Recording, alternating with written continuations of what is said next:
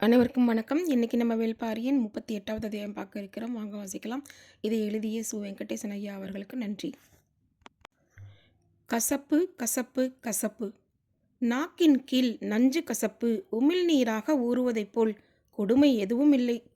எனவே நாக்கை அசைத்து பேச யாரும் ஆயத்தமாக இல்லை. தீரா கசப்பு அடிநாக்கிலிருந்து ஊறி பெருகி தலை உச்சியில் ஏறி கொண்டிருந்தது. கண்கள் பிதுங்கின.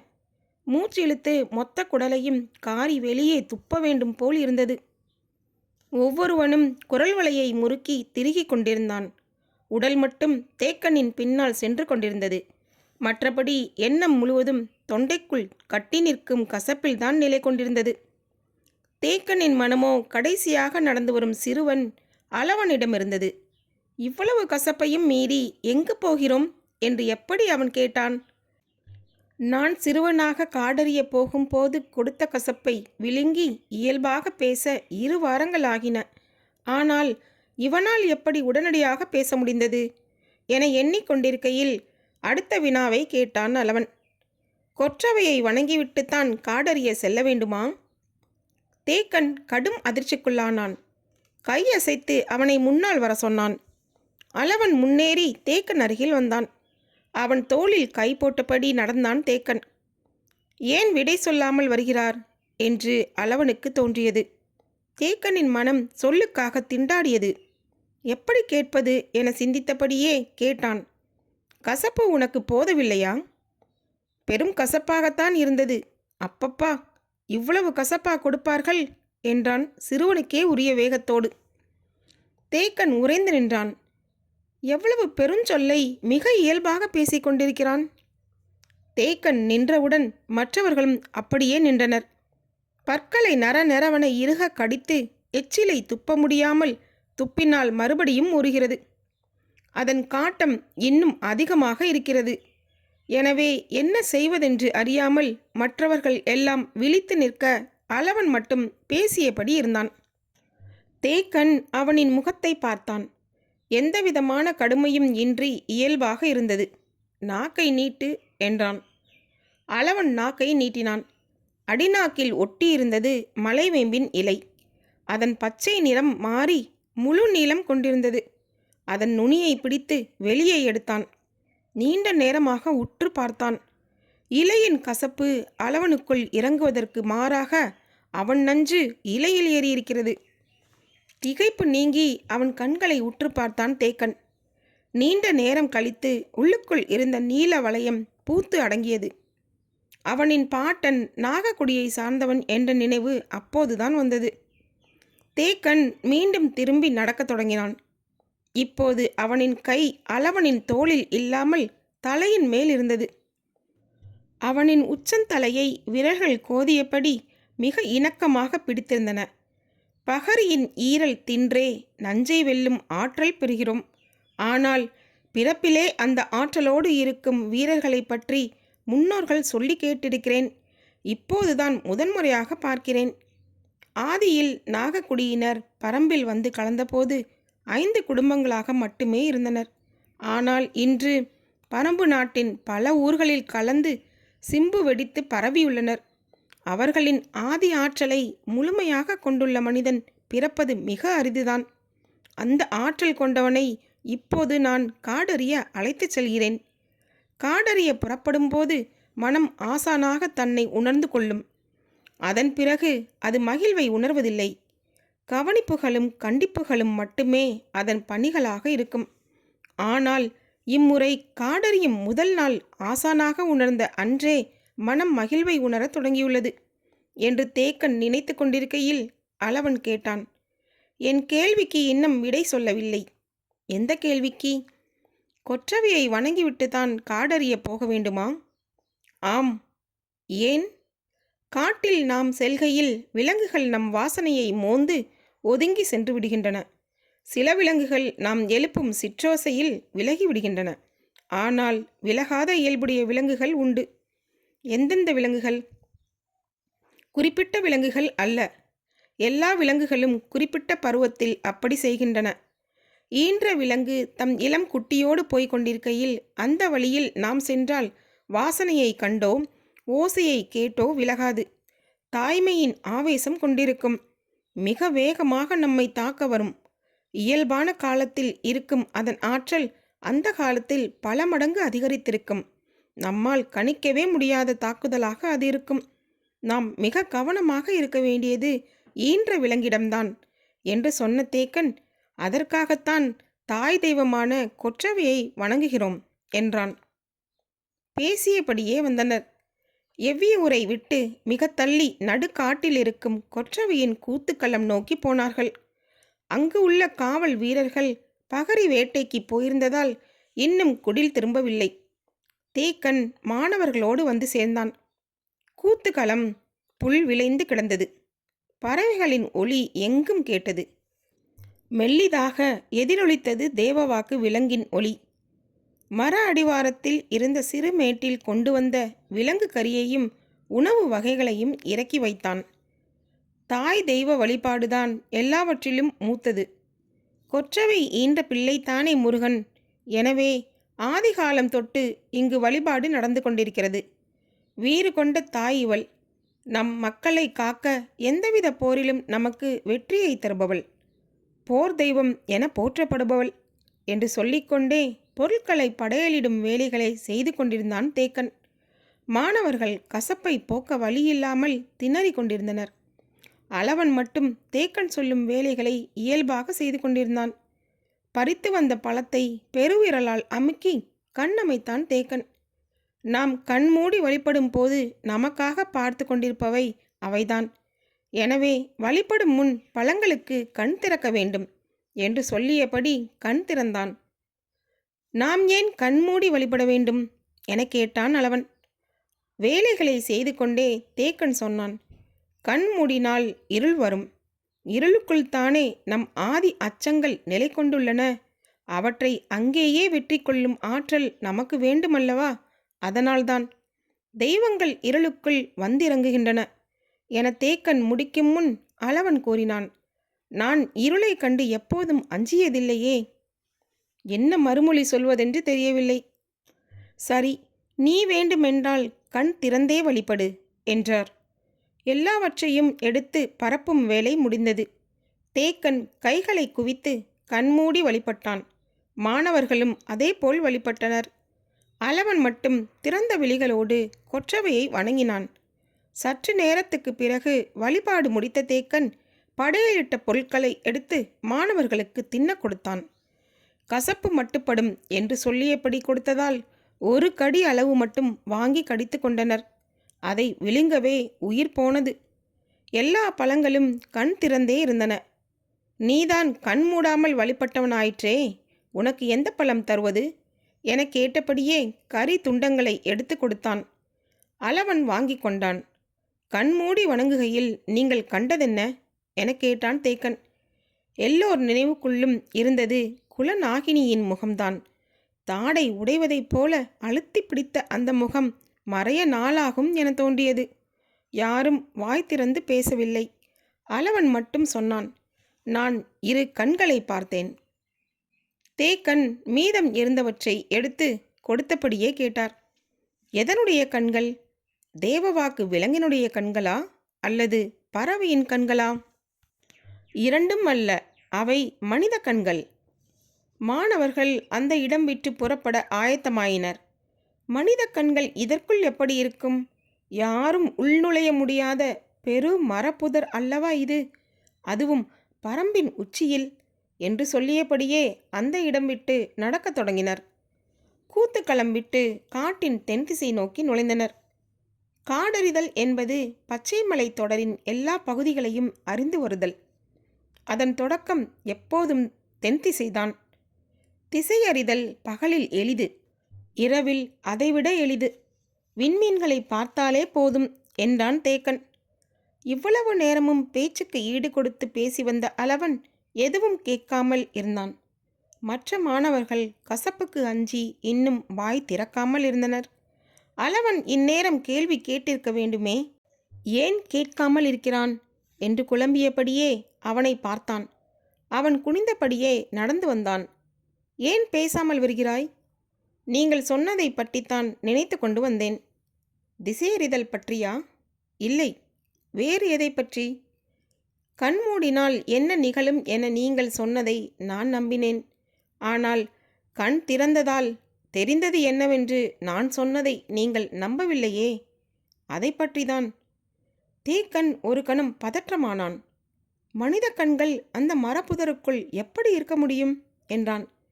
எப்படி இருக்க முடியும் என எனக்கு தெரியாது. ஆனால் இருந்ததை நான் பார்த்தேன் என்றான் அளவன். தேக்கன் சற்றே நிதானம் கொண்டு சிந்தித்தான். நாகக்குடியினரின் பார்வை ஆற்றல் அளவிட முடியாதது என்பது நினைவுக்கு வந்தது. ஆனாலும் அந்த பெரும் புதருக்குள் மனிதர்கள் எப்படி எங்கிருந்து போக முடியும்? சிந்தித்தபடி நின்றான். கேள்விகள் உருவாகிவிட்டால் அவை பதிலின்றி உதிராது. இயல்பாக உதிராத கேள்விகளை உடைத்தால் அவை மீண்டும் தலைக்கும். தேக்கன் முடிவுக்கு வந்தான். ஆசானுடன் மாணவனோ, மாணவனுடன் ஆசானோ சொல் மறுத்து பயணிக்க முடியாது. அளவன் கருத்தை அவனே உதிர்த்தாக வேண்டும் என முடிவு செய்த கணத்தில் தேக்கனின் கால்கள் திரும்பின. மீண்டும் மர அடிவாரம் நோக்கி வந்தனர்.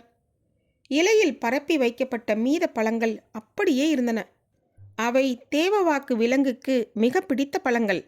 எனவே அச்சத்தால் உள்மறைந்திருக்கும் தேவவாக்கு விலங்குகள் நாம் அந்த பழங்களை வைத்துவிட்டு போனவுடன் வேக வேகமாக வந்து சாப்பிட்டிருக்க வேண்டும்.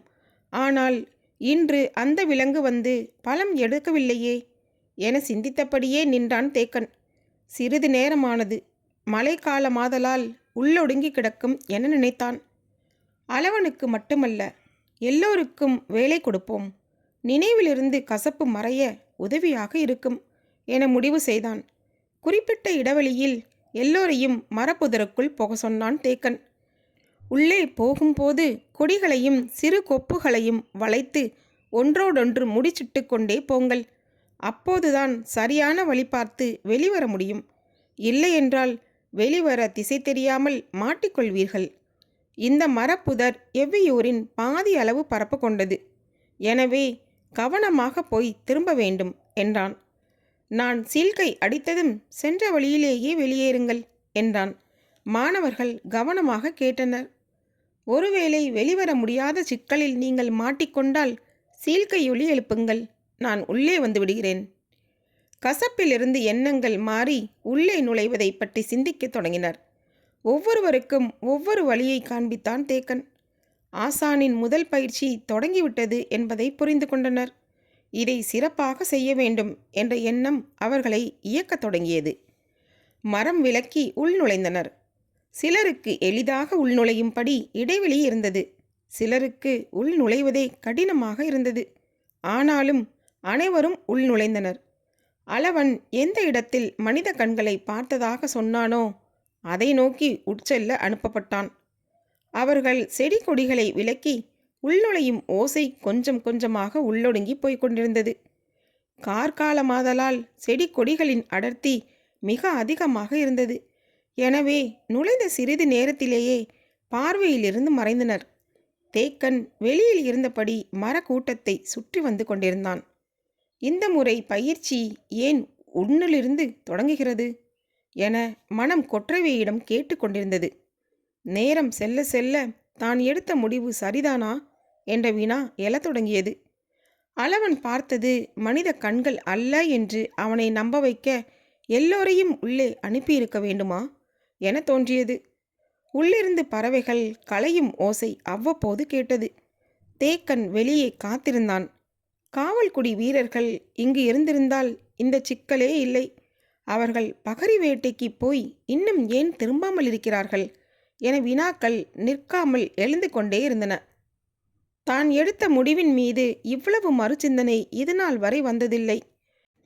இப்போதே வருகிறது. வயதானால் உறுதிப்பாடு அதிகரிக்கத்தானே வேண்டும். எண்ணங்கள் ஓடியபடி இருக்க பொழுதும் கடந்து கொண்டிருந்தது. உள்ளே சென்றவர்களை வெளியேறி வரச் செல்லலாம் என தோன்றியது. குறுங்கட்டித்தான் முதலில் உள்ளே போனவன். அவன் போன இடத்திலிருந்து முதல் சீழ்கை ஒளியை எழுப்பினான் தேக்கன். அடுத்து ஒவ்வொரு மாணவரும் உள்ளே நுழைந்த இடத்திலிருந்து சீழ்கை அடித்தான். சீழ்கை ஒளி ஈட்டி போல சல்லென காற்றில் பாய்ந்து செல்லக்கூடியது. அதுவும் தேர்ந்தவனின் அடி நாக்கிலிருந்து கிளம்பும் ஒளி மலை முகட்டுக்கு கூட கேட்கும். தேக்கன் மிகவும் கட்டுப்படுத்தி குறிப்பொலியாக அதை பயன்படுத்தினான். சீழ்க்கை ஒலியை பல்வேறு முறையிலும் ஏற்ற இறக்கத்துடனும் பயன்படுத்த பழகியவன் அவன். மாணவர்கள் திரும்பும் ஓசை எதுவும் கேட்கிறதா என கவனித்தபடி இருந்தான். அவர்கள் அதிக தொலைவு உள்நுழைந்து விடவில்லை. 3 பனை தொலைவை கடந்திருக்க வாய்ப்பில்லை. எனவே வேகமாக வந்து விடுவார்கள் என காத்திருந்தான் தேக்கன். பறவைகள் கலையும் ஒளியும் பிற ஓசைகளும் கேட்டபடி இருந்தன. மாணவர்களின் சீழ்க்கை ஒலி எதுவும் கேட்காததால் ஆபத்து எதுவும் இல்லை என்பது புரிந்தது. தேக்கனின் கண்கள் வழி பார்த்து காத்திருந்தன. குறுங்கட்டிதான் முதலில் வெளிவந்தான். மேலெல்லாம் செடி கொடிகள் சுற்றி கிடந்தன. எல்லாவற்றையும் இழுத்து பீத்து கொண்டிருந்தான். அடுத்து சிறிது நேரத்தில் மடுவன் வந்தான். மேல் மூச்சு கீழ் மூச்சு வாங்கியது. அவனை தொடர்ந்து அவுதி வந்தான். ஒருவர் பின் ஒருவராக வெளிவந்தனர். 8வது ஆளாக அளவன் வந்தான். இன்னும் 3 பேர் வெளிவர வேண்டியிருந்தது. அளவன் சொல்ல ஒன்றும் இருக்காது என தேக்கனுக்கு தெரியும். அதனால் வெளிவர வேண்டிய 3 பேரை நோக்கியே அவன் கவனம் கொண்டிருந்தான். அவர் கேட்காததனாலேயே புரிந்து கொண்டார் என்பது அளவனுக்கும் தெரிந்தது. அவன் எவ்வளவு முயன்றும் உள்ளுக்குள் யாரும் தட்டுப்படவில்லை. உடலில் அங்குமிங்கும் கிளிப்பட்டாலும் உள்ளுக்குள் சிக்கிக்கொண்டால் இரவெல்லாம் அங்கேயே கிடக்க வேண்டியதாகியிருக்கும். பொழுதுக்குள் வெளியேறி வந்தது எல்லோருக்கும் மகிழ்ச்சியை தந்தது. சற்று நேரம் கழித்து இளமன் வந்தான். அவனை தொடர்ந்து முடிநாகன் வந்தான். மூத்தவனான கீதானியை தவிர எல்லோரும் வந்துவிட்டார்கள். பொழுதாகி கொண்டிருந்தது. கீதானி உள்ளே நுழைந்த இடத்தில் நின்று புதருக்குள் உற்று பார்த்து கொண்டிருந்தான் தேக்கன். வருவதற்கான ஓசை எதுவும் கேட்கவில்லை. தேக்கன் சற்றே புதர் விலக்கி உள்ளே பார்த்தான். இடைவெளியற்று இருப்பதால் எதுவும் தெரியவில்லை. மீண்டும் ஒரு முறை சீழ்க்கையடித்தான். மாணவர்கள் எல்லோரும் தேக்கனை உற்று கவனித்துக் கொண்டிருந்தனர். நேரமாகி கொண்டிருந்தது. தேக்கனின் முகக்குறிப்பு மாறத் தொடங்கியது. இன்னும் சற்று நேரத்தில் பொழுது மறைந்துவிடும். அதற்குள் அவன் வெளிவந்தால்தான் உண்டு. வர முடியாவிட்டால் அவன் சீழ்க்கை அடித்திருப்பானே. ஏன் அடிக்காமல் இருக்கிறான்? ஒருவேளை விலங்கால் கடுமையாக தாக்கப்பட்டிருப்பானோ? என்ன செய்வது? நாம் உடனே உள்ளே போகலாமா? உள்ளே போனால் எவ்வளவு தொலைவு போவது? இருட்டிவிட்டால் வெளியே புற்களுக்கிடையில் விழுந்து கிடப்பவனை தேடுவதே கடினம். இந்த அடர்ப்புதற்குள் எப்படி தேட முடியும்? தேக்கன் முடிவெடுக்க முடியாமல் திணறினான். பறவைகள் அடையும் நேரமாகிவிட்டதால் ஓசை அதிகமாகவே இருந்தது. ஆனாலும் தேக்கன் நம்பிக்கை இழந்து விடவில்லை. மாணவர்களிலேயே கீதானிதான் மூத்தவன். உடல் வலுவில் மிக சிறந்தவன். அவன் எளிதில் விழுந்துவிட மாட்டான் என தோன்றியது. ஆனாலும் அவன் ஓசை எழுப்பாமல் இருப்பதை புரிந்து கொள்ள முடியவில்லை. மனம் திணறத் தொடங்கியது. எந்த முடிவு என்றாலும் விரைவில் எடுத்தாக வேண்டும். நேரம் கடந்து கொண்டிருக்கிறது. முடிவெடுக்க முடியாத தேக்கனின் தயக்கம் நீண்டு கொண்டிருந்தது. மரங்களில் அடையும் பறவைகளின் ஓசை அதிகமாகி கொண்டே இருந்தது. சரி, இனியும் காலம் தாழ்த்த வேண்டாம் என்று அவன் நினைத்து கொண்டிருக்கும் போது உள்ளுக்குள் ஏதோ ஓசை கேட்பது போல் இருந்தது. தேக்கன் கூர்ந்து கவனித்தான். மாணவர்களும் உற்று கவனித்தனர்.